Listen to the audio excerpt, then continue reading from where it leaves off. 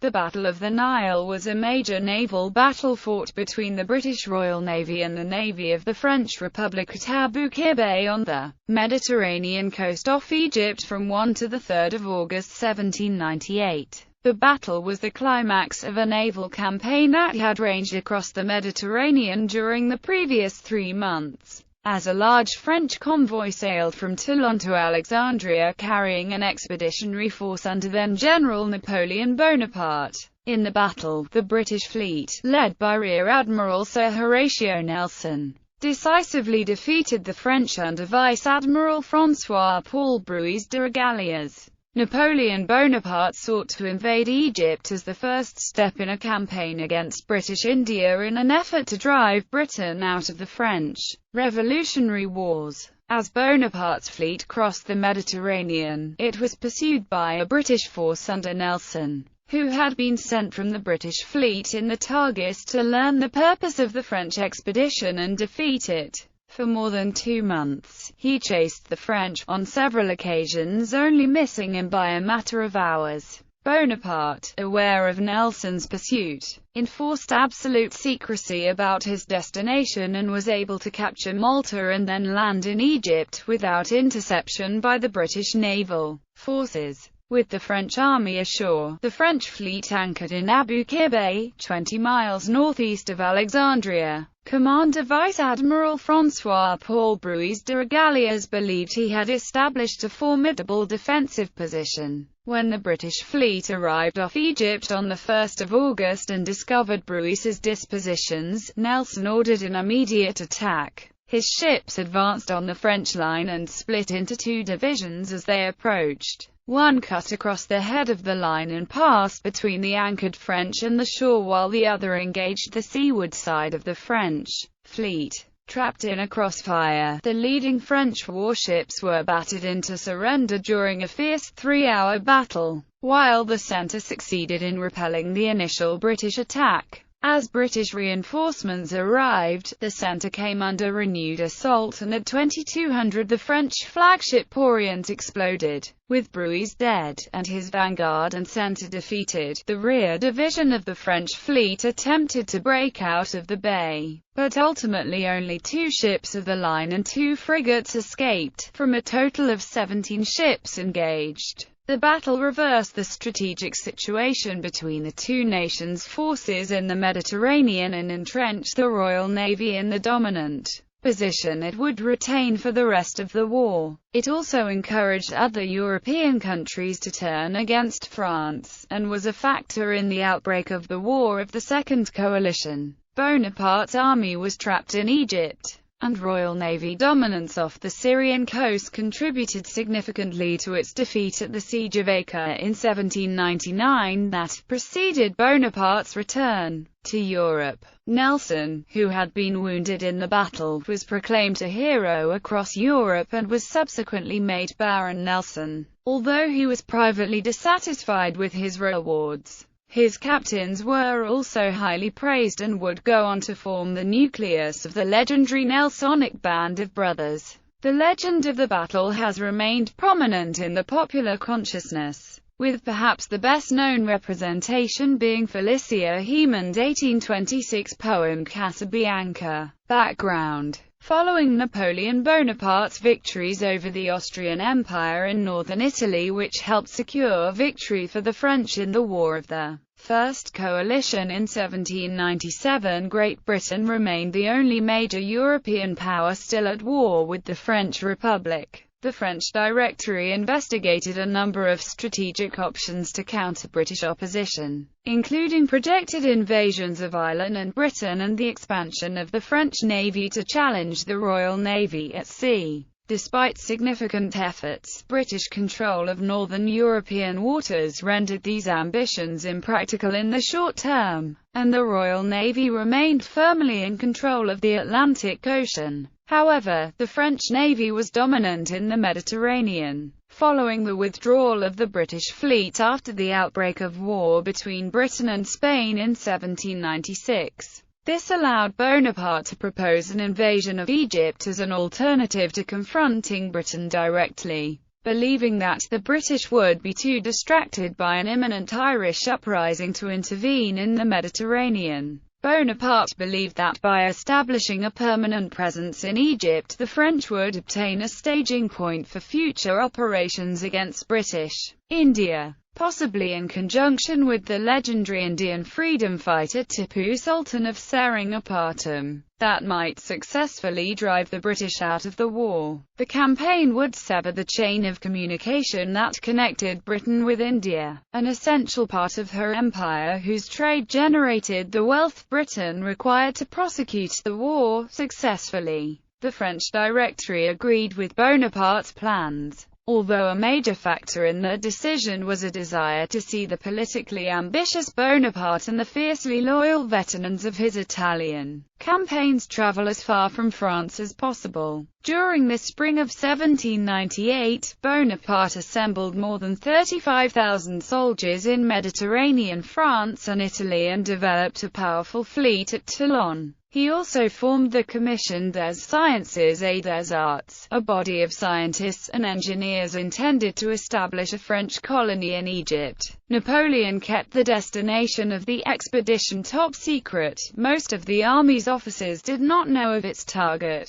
and Bonaparte did not publicly reveal his goal until the first stage of the expedition was complete. Mediterranean campaign. Bonaparte's armada sailed from Toulon on 19 May 1798, making rapid progress through the Ligurian Sea and collecting more ships at Genoa, before sailing southwards along the Sardinian coast and passing Sicily on 7 June. On 9 June, the fleet arrived off Malta, then under the ownership of the Knights of St. John of Jerusalem, ruled by Grand Master Ferdinand von Hompesch-Zubolheim. Bonaparte demanded that his fleet be permitted entry to the fortified harbour of Valletta. When the knights refused, the French general responded by ordering a large-scale invasion of the Maltese islands, overrunning the defenders after 24 hours of skirmishing. The knights formally surrendered on 12 June and, in exchange for substantial financial compensation, handed the islands and all of their resources over to Bonaparte, including the extensive property of the Roman Catholic Church on Malta. Within a week, Bonaparte had resupplied his ships, and on 19 June, his fleet departed for Alexandria in the direction of Crete, leaving 4,000 men at Valletta under General Claude-Henri Vaubois to ensure French control of the islands. While Bonaparte was sailing to Malta, the Royal Navy re-entered the Mediterranean for the first time in more than a year. Alarmed by reports of French preparations on the Mediterranean coast, Lord Spencer at the Admiralty sent a message to Vice Admiral Earl Street Vincent, commander of the Mediterranean fleet based in the Tagus River, to dispatch a squadron to investigate.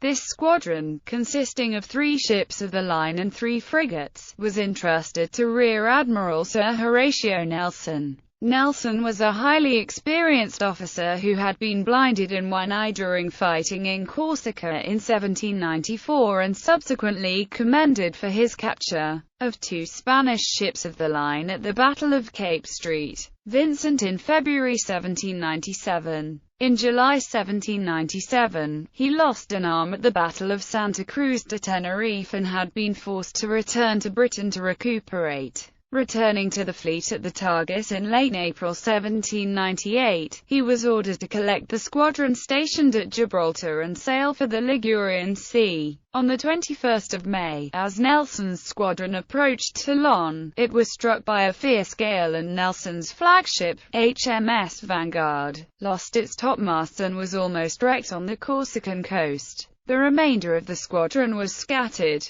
The ships of the line sheltered at San Pietro Island off Sardinia. The frigates were blown to the west and failed to return. On 7 June, following hasty repairs to his flagship, a fleet consisting of 10 ships of the line and a 4th rate joined Nelson off Toulon. The fleet, under the command of Captain Thomas Troubridge, had been sent by Earl Street Vincent to reinforce Nelson, with orders that he was to pursue and intercept the Toulon convoy. Although he now had enough ships to challenge the French fleet, Nelson suffered 2 great disadvantages. He had no intelligence regarding the destination of the French, and no frigates to scout ahead of his force. Striking southwards in the hope of collecting information about French movements, Nelson's ships stopped at Elba and Naples, where the British ambassador, Sir William Hamilton, reported that the French fleet had passed Sicily headed in the direction of Malta. Despite pleas from Nelson and Hamilton, King Ferdinand of Naples refused to lend his frigates to the British fleet, fearing French reprisals. On the 22nd of June, a brig sailing from Ragusa brought Nelson the news that the French had sailed eastwards from Malta on the 16th of June. After conferring with his captains, the admiral decided that the French target must be Egypt and set off in pursuit. Incorrectly believing the French to be 5 days ahead rather than 2, Nelson insisted on a direct route to Alexandria without deviation. On the evening of the 22nd of June, Nelson's fleet passed the French in the darkness, overtaking the slow invasion convoy without realizing how close they were to their target. Making rapid time on a direct route, Nelson reached Alexandria on the 28th of June and discovered that the French were not there. After a meeting with the suspicious Ottoman commander, Saeed Muhammad Karaim, Nelson ordered the British fleet northwards, reaching the coast of Anatolia on the 4th of July and turning westwards back towards Sicily. Nelson had missed the French by less than a day. The scouts of the French fleet arrived off Alexandria in the evening of the 29th of June. Concerned by his near encounter with Nelson, Bonaparte ordered an immediate invasion. His troops coming ashore in a poorly managed amphibious operation in which at least 20 drowned. Marching along the coast, the French army stormed Alexandria and captured the city, after which Bonaparte led the main force of his army inland. He instructed his naval commander, Vice-Admiral François-Paul Bruys de Regalias, to anchor in Alexandria harbour. But naval surveyors reported that the channel into the harbour was too shallow and narrow for the larger ships of the French fleet. As a result, the French selected an alternative anchorage at Qir Bay, 20 miles northeast of Alexandria. Nelson's fleet reached Syracuse in Sicily on the 19th of July and took on essential supplies. There the admiral wrote letters describing the events of the previous months. It is an old saying, "The devil's children have the devil's luck." I cannot find, or at this moment learn, beyond vague conjecture where the French fleet had gone to. All my ill fortune, hitherto, has proceeded from want of frigates. By the 24th of July, his fleet was resupplied and, having determined that the French must be somewhere in the eastern Mediterranean, Nelson sailed again in the direction of the Morea. On the 28th of July, at Corinth, Nelson finally obtained intelligence describing the French attack on Egypt and turned south across the Mediterranean. His scouts, HMS Alexander and HMS Swiftsure, sighted the French transport fleet at Alexandria on the afternoon of the 1st of August. Qir Bay, when Alexandria harbour had proved inadequate for his fleet, Bruys had gathered his captains and discussed their options. Bonaparte had ordered the fleet to anchor in Qir Bay, a shallow and exposed anchorage, but had supplemented the orders with the suggestion that, if Qir Bay was too dangerous, Bruys could sail north to Corfu, leaving only the transports and a handful of lighter warships at Alexandria. Bruys refused, in the belief that his squadron could provide essential support to the French army on shore, and called his captains aboard his 120-gun flagship Orient to discuss their response, should Nelson discover the fleet in its anchorage. Despite vocal opposition from Contra-Amiral Armand Blanquet, who insisted that the fleet would be best able to respond in open water, the rest of the captains agreed that anchoring in a line of battle inside the bay presented the strongest tactic for confronting Nelson.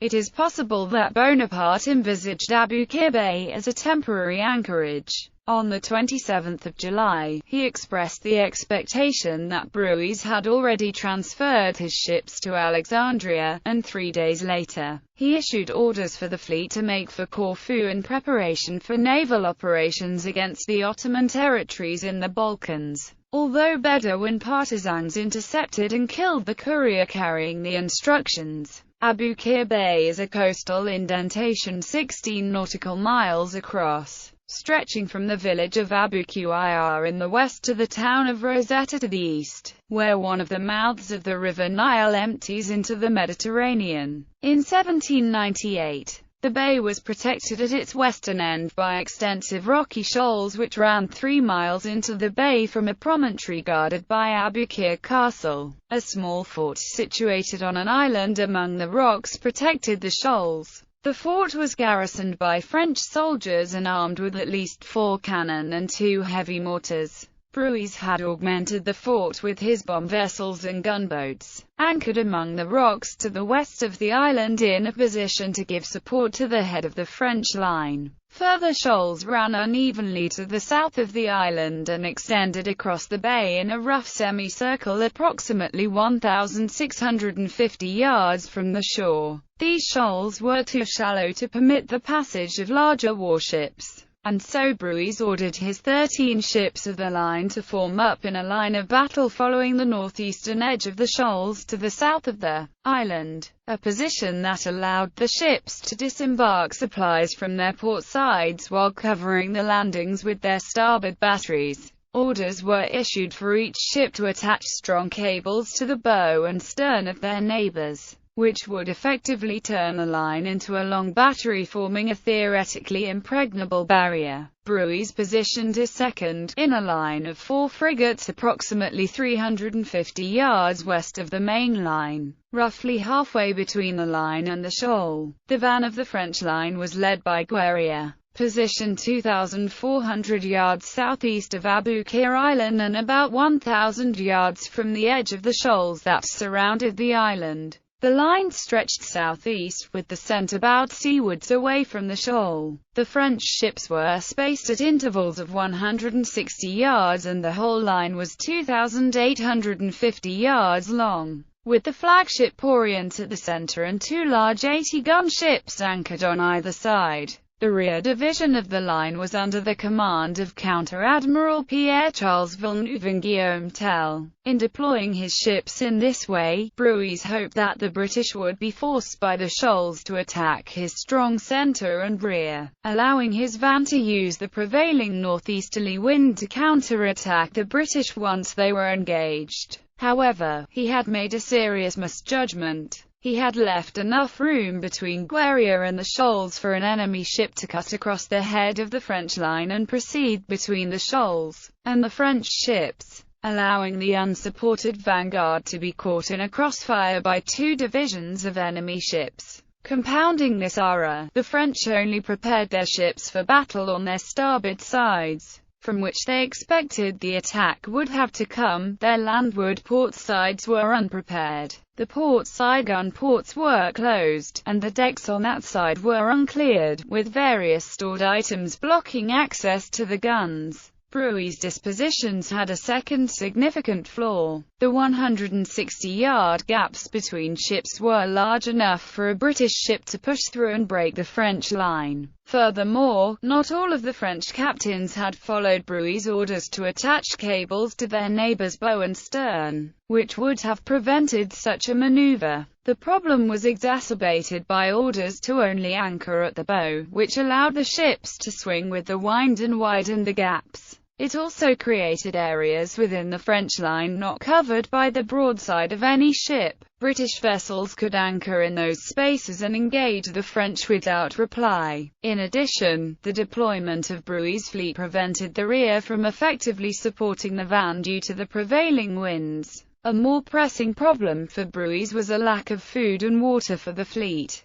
Bonaparte had unloaded almost all of the provisions carried aboard and no supplies were reaching the ships from the shore. To remedy this, Brueys sent foraging parties of 25 men from each ship along the coast to requisition food, dig wells, and collect water. Constant attacks by Bedouin partisans, however, required escorts of heavily armed guards for each party. Hence, up to a third of the fleet's sailors were away from their ships at any one time. Brueys wrote a letter describing the situation to Minister of Marine Etienne Eustache Bruix, reporting that, "Our crews are weak, both in number and quality. Our rigging, in general, out of repair, and I am sure it requires no little courage to undertake the management of a fleet furnished with such tools, order of battle,